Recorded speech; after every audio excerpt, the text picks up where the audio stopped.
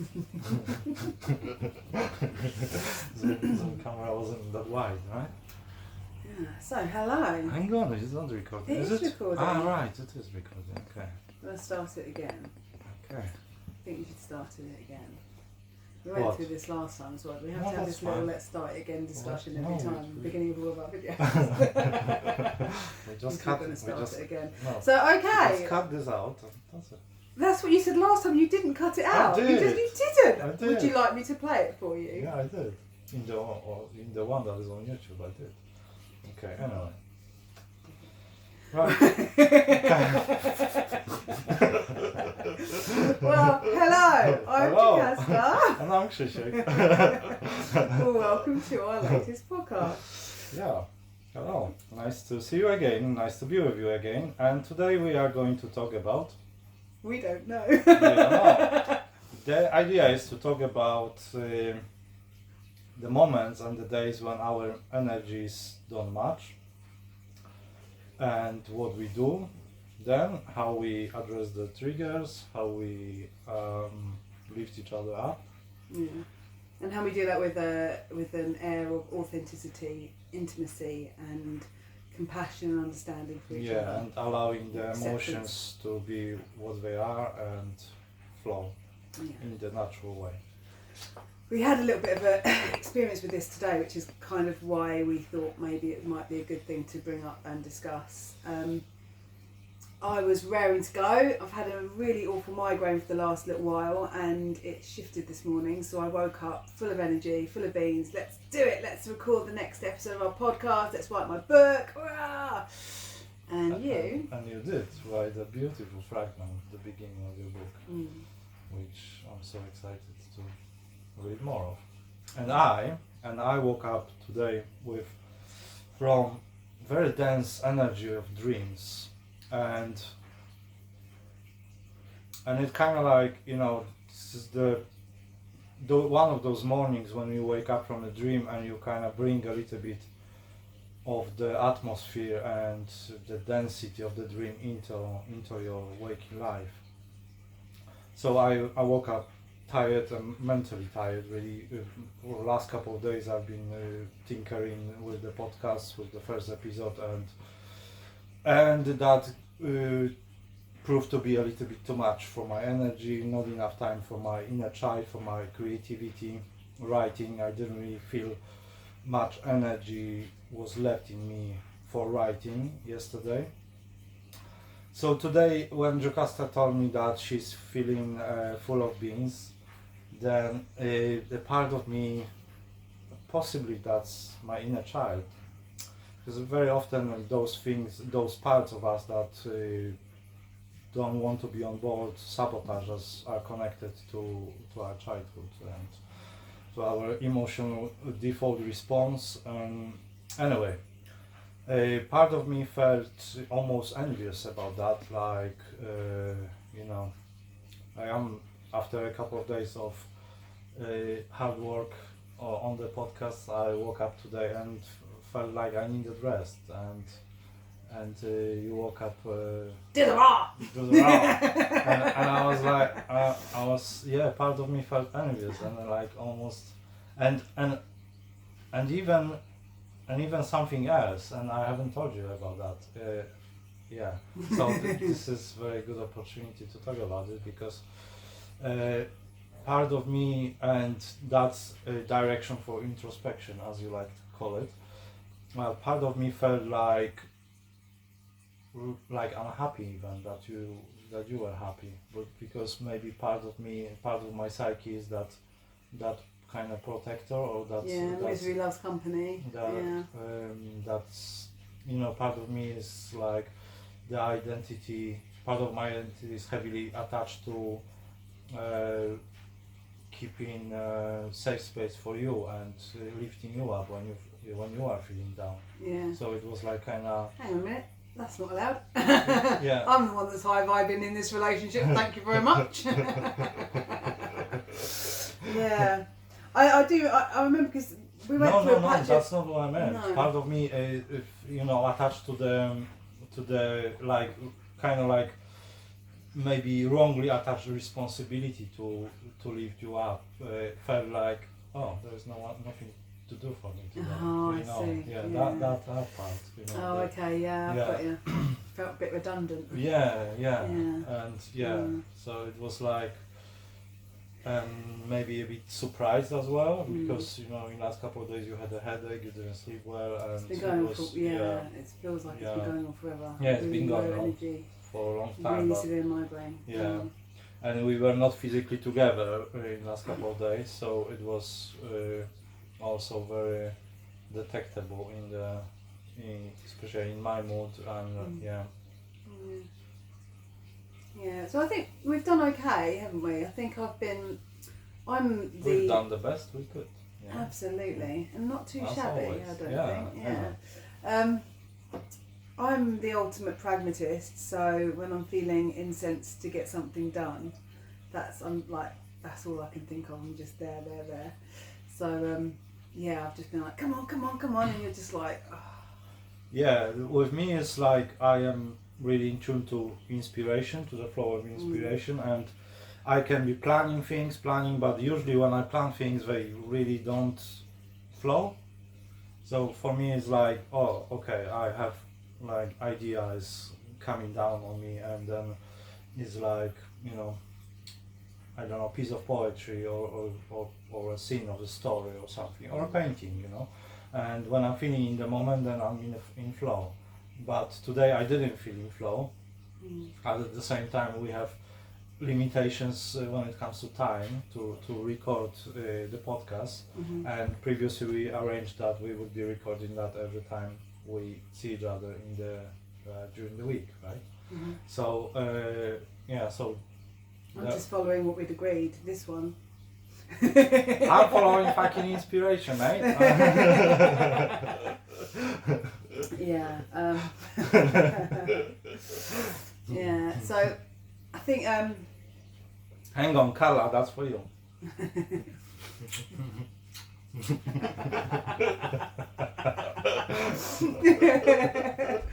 Oh lordy. Anyway, swiftly moving this one forward. is even more fun than the first one. Right. So I think you felt quite a bit of disconnect when we first got together, didn't we, this morning? Yeah. And I think, do you want to sort of maybe talk a bit about that and sort of how you were feeling, and we can sort of go into how we dealt with that? Yeah. Yeah, so it's very often very subtle, you know, very subtle with me. I am very sensitive to energy and to emotions, and sometimes it's difficult even to name those things, and there's just a vague sense that something is not entirely right, and you know, an intensity of our connection, of our bond is so big that when we don't see each other for a couple of days, it feels like it's been 2 weeks. Feel it. That's how I feel it, you know. Yeah. And you looked different when you got in the car today. I said to you, you looked different, and it was strange. Yeah, that's interesting. How different did I look? You looked very much how you looked the very first time I saw you. Yeah. For those that don't know, when I first clapped eyes on this fine specimen, his face did this really weird thing where just like it kept shape shifting, and I saw about 15 different faces all just like emerging on his face, and it was a bit like that when you got in the car today. Oh, was it? Or are you talking about the night? No, the very first time you got in the car. No, the very first time you got in the car. That right. You experienced the right, when I picked you up and you got in the car, and it was just, I was a bit like, whoa. It's a bit trippy. I've not experienced anything like that before. And you experienced similar in my face the night that we exchanged I love yous, didn't you? Absolutely. Yeah, it was like, it was, for me, how I've interpreted that now is it was my soul remembering the faces that I've met this soul in before. Yeah, I saw many different like faces and life stories even in the faces that I could see, and different ages even. and us as a couple of Native American Indian as well, like how would you say it? Like chief and both like rulers of leaders of the tribe. Yeah, that was very strong. And that night we smoked Santa Maria. We did indeed. Yeah. It remains one of the most beautiful experiences of my life, actually. Absolutely. Our first ever journey of true soul gazing. Yeah. Oh, soul gazing, But that's how you looked when you got in my car today as well. It was very reminiscent of that. Maybe it was my soul sort of reconnecting again with your soul, because that physical distance between us, it has quite a big impact, more so than any other relationship I've had in the past. But as we've both experienced, this is so very different from anything that we've ever experienced before. Coming back home, right? Yeah, absolutely. It's interesting because I felt throughout my whole life I just want to go home. Just want to go home. And I had that homesickness throughout my whole life, and a longing for something that I knew existed but I couldn't quite. That was another part of our connection when I posted that a few months back about longing, and you commented on that, and that really resonated with me as well. Yeah. Can't remember how I phrased that now. I can't remember either, but I remember the feeling that it was like I get you, and and I loved the way the clarity in your words, like very simple, simple expression, but with such clarity that it's like poetic for us. Poetry of simplicity. Wholeness I can sense, but yet don't yet embody. That's one thing. So Okay, coming back to our subject. That may be happening a lot. So we've had a few discussions today, haven't we? Regarding, do you want to leave it and do it tomorrow? Yeah. And you're sort of like, let's just kind of have a conversation in front of the camera. When you were feeling a little bit insecure earlier, I was able sort of to touch in and address the part of you that was feeling insecure, and just reassure you that everything that we all already know. Yeah, we can actually talk about this, because this may be helpful for other people as well, because this may be present the same energy in other people's lives in maybe different areas, not necessarily in regards to being out there and doing something that involves connecting with people directly.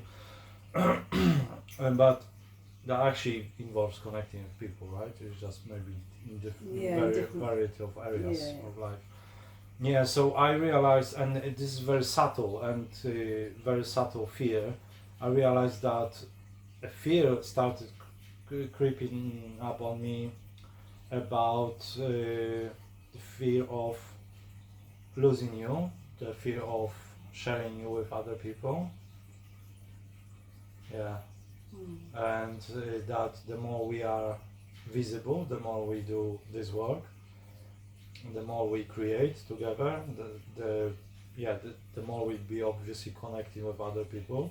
And part of me, that inner child that is scared of rejection, find it terrifying to think that you may get involved with some other man, and that I'm gonna lose you, and that's what you beautifully addressed. And so firstly, I'd like to, I don't in the moment, but thank you for your honesty and your vulnerability, because that in itself is such a rarity, and it's certainly nothing I've experienced in my past, and so thank you for that. And so the way I addressed that was just to touch in with my heart and speaking directly to that part of you that was feeling insecure and fearful of rejection, and just to let you know that you are everything I've ever wanted in a partner, and so much more, and that I am yours utterly and you are mine. And the only way that you're getting rid of me, darling, is if you decide that you've had enough of me, because I ain't going anywhere. Never. Never. Rah. Mine. Rah. And yeah, and then we also thank the fear, because those fears that come up is something that a lot of people don't necessarily touch in with enough, but fear is a massive gift. Fears remind us, when we acknowledge them and see them for what they are, and we release it and let go of that holding on to that fear and just let it fly into the ether, what it does is it enables us this beautiful opportunity to ground in our knowing, to reaffirm our trust, and reaffirm just how blessed we are. I mean, you and I, we've spent our whole lives desperate for what you and I share right now, and we've got it. We've hit the jackpot, and it's such a beautiful, beautiful sensation. So when those fears come up, they are just this absolutely magnificent and beautiful gift to remind us of how blessed we are. And so that's kind of how we dealt with that one. I suppose that what you said about the fear being a reminder, being also like a grounding force, right? Because very often, we've had so many moments when we felt, both of us, that we, if we didn't have physical bodies, we would just merge into each other and into one another and never separate again, right? But very often our minds forget about that and just hold on to either fears or narratives or some like old narratives or worries about money, about relationships with other people as well, and daily life, and it's very easy to lose that connection, that realization that we are it, we are that what we've longed for, and from there it's very easy to slip into the feeling taking another for granted, because it's just the mind, how the mind works. The mind is, it's very tricky to it has to be conscious decision and intention for the mind to stay grounded in the heart. Because otherwise it's just going to be looking for problems. And that was another thing that we touched on, was the fact that the heart, the mind, it needs, to an extent, it needs familiarity to feel secure. So when you are embarking on a new adventure, and that's what this feels like, the most beautiful of new adventures, the mind doesn't know what to make of that. The mind has no basis for comparison, it has no context, and it freaks the heck out. And so that's another gift of these insecurities as they come up, is a way to check in with the mind, to reassure the mind that uncertainty is part of a healthy life. And we don't need to know everything, and actually moreover it's not healthy if we do. To know everything is to live an incredibly constricted life, and one that cannot flourish and blossom, because it is through adventure and new experiences that we achieve fulfillment. And that was another beautiful gift of today. It's about also it comes, fear is like an emotion, right? And very often we judge those emotions are bad or good, and we just avoid the bad ones and we strive for the bury them down, ignore them, pretend they don't exist. It's like that cycle of desire and suffering, right? About expectations and disappointment, because we can never override the emotions with something that we want to kind of put on over, patch it up. We cannot. That emotion is gonna come back, So it's good to acknowledge the fear when you're feeling the fear, and if you have someone in your life that you can rely on when it comes to emotional warmth and connection, someone who will hold space for you, then intimacy in this way, radical honesty is the the easiest and the fastest way of transmuting the fears, right, and insecurities. We've been doing that since we met, right? Yeah. And Right from so, day so, dot. so many beautiful things came up from that, and so much more space in both of us, inside of us, and opening up to who we truly are. Yeah. And one thing I've really enjoyed about our journey is the accountability. When one of us has done something that we realise has come from a place of ego that hasn't considered the other person's feelings or position. I found, like, certainly when there's been things like that with you, I haven't yet worked out how I'm going to structure bringing to you that I'm not particularly happy with something, and I haven't even worked that out, and you're already coming to me with saying, I'm really sorry, I didn't think of you in this, or I did that and the other, and it is so refreshing and such a beautiful experience. And likewise, I have absolutely no fear coming to you and saying, look, I'm really sorry, I don't even know where that came from, or I know exactly where that came from, that was because of X, Y and Z, it was nothing to do with you, I'm really sorry. And that has been really healthy communication. It feels very grown up. Yeah. And it's I feel it's all because of the safety, you know.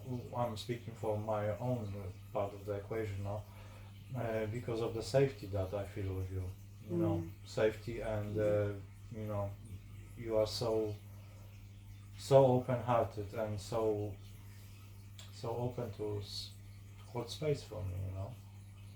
And therefore I know that sometimes my mind is like, should I say it or should I not say it? Or sometimes it's just realization that comes to me after I have to kind of mull it over in my mind, where that came from, that behavior, you know, what was behind it, and sometimes even it's like it's kind of being released in stages, you know, as depends on how safe my mind feels.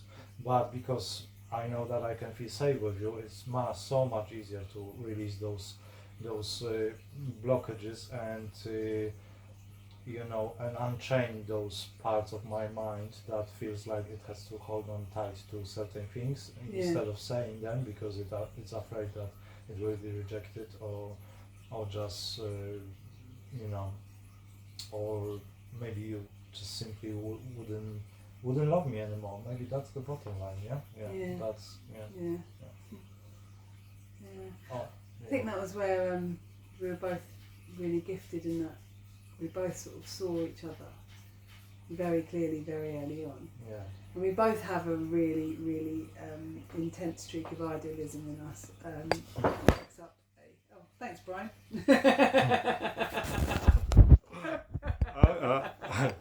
That was Brian.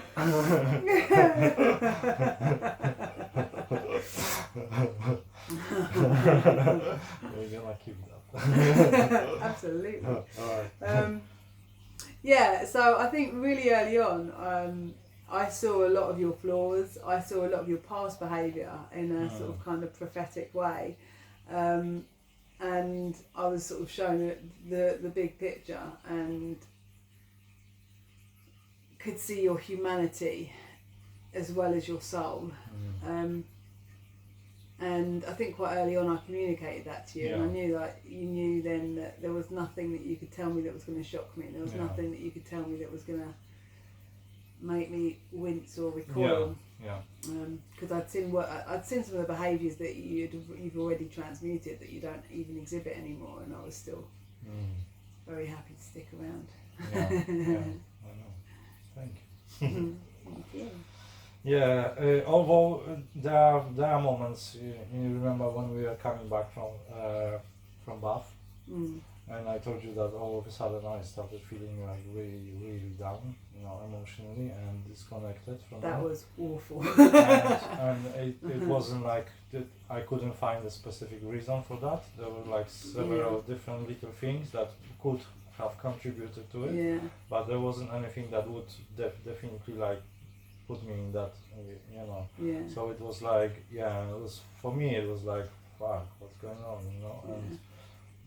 And that was another thing that you were in the good mood, yeah. You were listening to music you love, and I was like, fine, what's going on? And I wasn't vibing with your mood. And then you thought that there was something that we were just like moving apart, yeah. Like, yeah. Oh well, I think because I'm really sensitive and I can feel your energy all the time. It was the first time, I think, pretty much since the first time we met, that I didn't feel love coming from you, and that was really scary. And it was simply that, and I was thinking, God, is this the beginning of the end? And I got really sort of freaked out a little bit then. Yeah, but we did address that in stages, yeah, because we had to say bye soon after that, and then we talked through that, and it's been. Yeah, it's like any challenge that we've had so far. It's been transmuted and if not even yet transmuted, because some of them have layers and it takes longer, but definitely open communication and knowing that the other has our back. Absolutely. It's as simple as that, like whatever I say, then it's, you are there for me, whatever I feel, you are there for me, and whatever I say to, by expressing myself, how I'm feeling, that is seen with respect and with love, is received with love and attention and willingness to hold space for me. And I do my best to do the same for you. Yeah, I'm very grateful for that. Yeah, me too. Yeah, one thing that I did want to touch on, we're going to have to probably dedicate an entire episode to this, but just very briefly, is we're both kind of inspired by the Gene Keys. You've done a lot more research into it than I have, but we're both really sort of massive fans. Beautiful tool for contemplation. But one of the things I wanted to touch on is our relationship chemistry. We can go a bit more into detail about how you work out yours and that sort of thing, but myself and Krzysiek have a 1-6 chemistry, which is the rarest of them all, and it is only it's only possible to hold this with anybody if you're line 1 or line 6, and we'll explain this all a bit. It's called karmic chemistry. Yeah, it's called karmic chemistry. Richard Rudd, who channeled or wrote the Gene Keys, he says that tend to be the odd couple. They tend to look like they don't belong together, which I don't think applies to us. No, I don't think so. But it applies sometimes to our energy. But it doesn't happen often that we feel mismatch. It doesn't really it doesn't happen very often at all. Yeah. But it's like heaven coming down to earth, yeah. Because meeting in the middle. Line 1 is earth.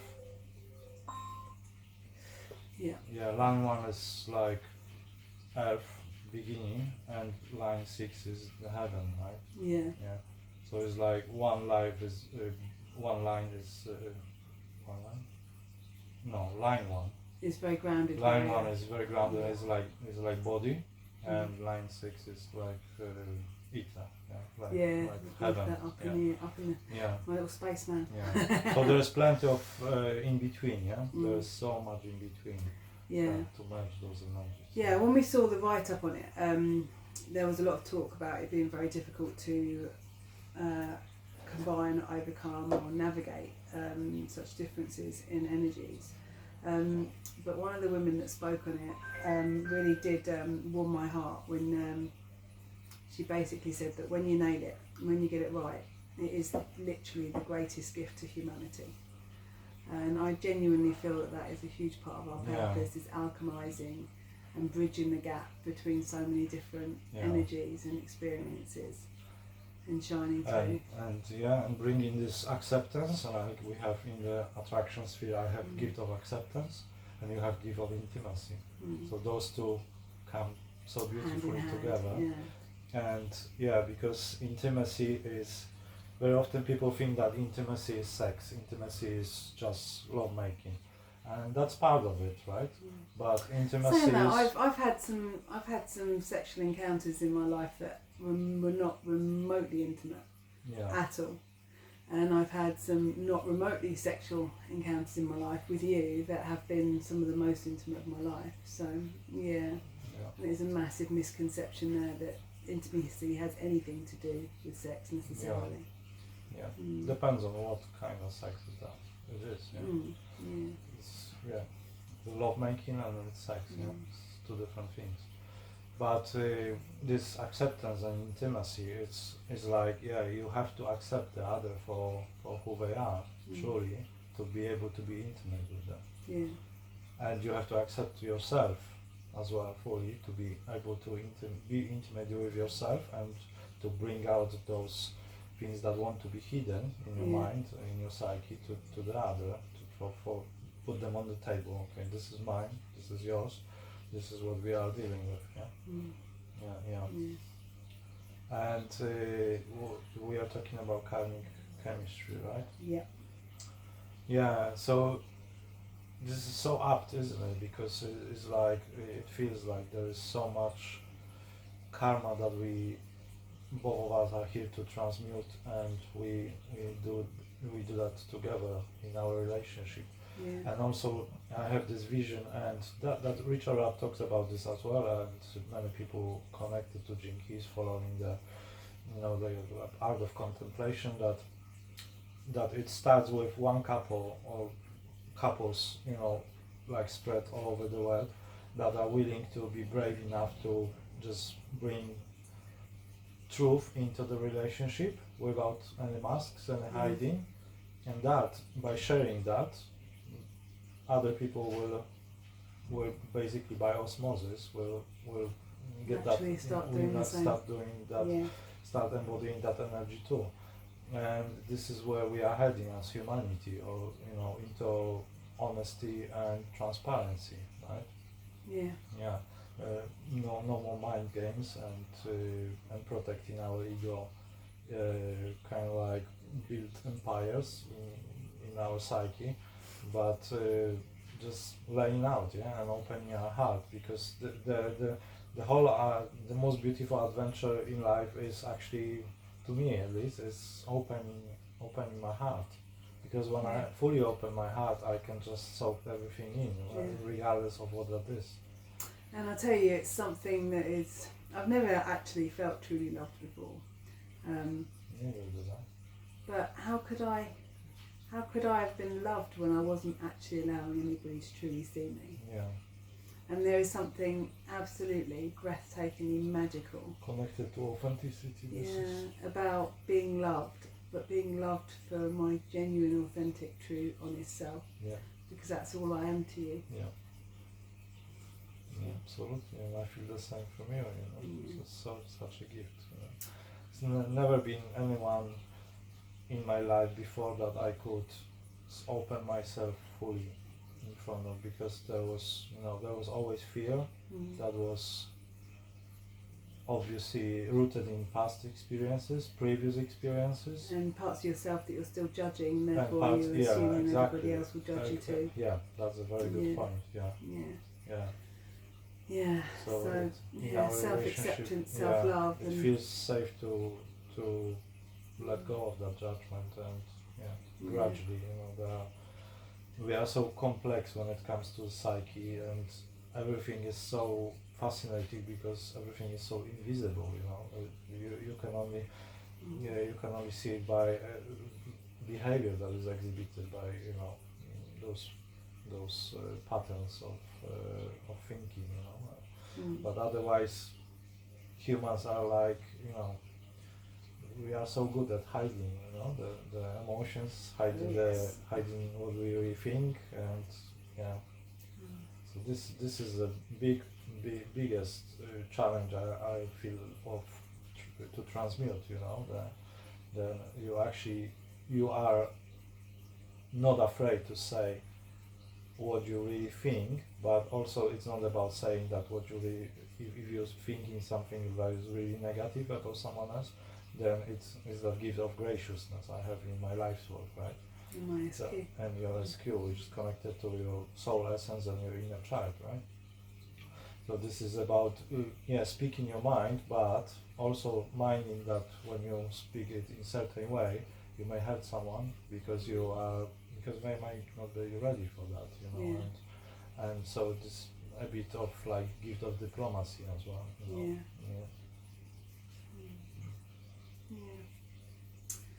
So. Do you want to talk about something else? No, I think this has come to a nice natural close, really. One thing I would just sort of say to anybody out there who's struggling in their own interpersonal relationships at the moment, the best thing you can do for any relationship that you're in is to love yourself. And you do that, everything else falls into place. It all starts with loving yourself. And there are loads and loads and loads of ways to get there. And stay tuned, because we're going to be going through a lot of them. How we got to self-love ourselves, and that's how we attracted each other into our lives, because we achieved that level of self-love. And we're going to be talking to you guys about how exactly we did that and how you can do it too. And it has a lot to do with self-worth, boundaries, what you are allowed to enter your life, you know, and connecting with that vision. You like, oh, okay, I'm not gonna go for any more half-hearted relationship. Like that was my case, And I was like convinced that I'd rather not be in a relationship than go for less than full acceptance and full intimacy. Absolutely. Absolutely. I'm going to be doing, over the course of probably the next week, I'm going to be uploading a fair few guided meditations as well, things that I've never really gotten on very well with pre-prepared guided meditations, so I tend to guide my own meditations, and they've been really, really, really useful for me. So I'm going to share them for those that actually... She's so fucking amazing at that. We shall see. I'm going to share them anyway, just in case they're of use to anybody else out there that gets on with pre-recorded meditations. So many ideas. I've got some recorded already. I'm going to add some more. So stay tuned and watch out for those. And if you haven't already, like and subscribe. And if you really fancy getting some brownie points, share. Ciao for now, guys. And to the next time. Till the next time. Bye.